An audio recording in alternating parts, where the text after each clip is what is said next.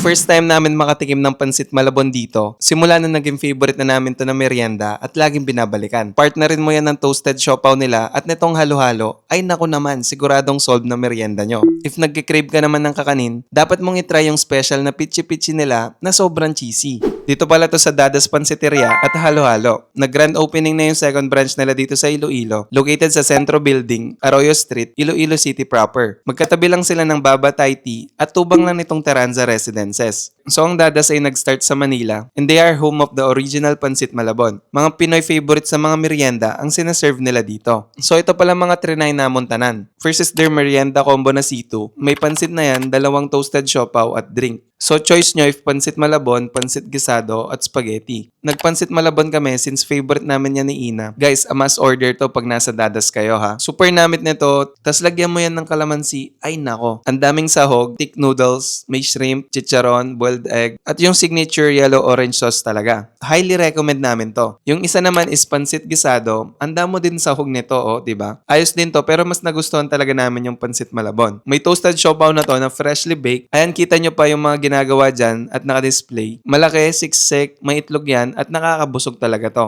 Sabayan mo yan ng gulaman na drink nila ay solve na merienda mo. Trinay din namin tong lumpiang Shanghai nila. May sweet chili sauce na dip. So syempre matik na yan pag Shanghai. Very comforting talaga yan. Sikat din tong Dadas sa pichi-pichi nila. Tingnan nyo naman ang daming cheese. Nagustuhan namin to kasi sakto lang tamis niya. Sa mga dessert naman, nagdadas halo-halo kami na specialty din nila dito. While ito naman yung saging makapuno, mas nagustuhan namin to since mahilig kami sa banana. May mga bilao din pala sila for their pansit in different sizes na perfect for sharing for your family and for groups. Iba talaga dito sa Dadas kaya try nyo na dito if di pa kayo nagme-merienda and let me know if nagustuhan nyo. So kami palang The Hungry Chef. Follow us for more food and travel contents. Bye!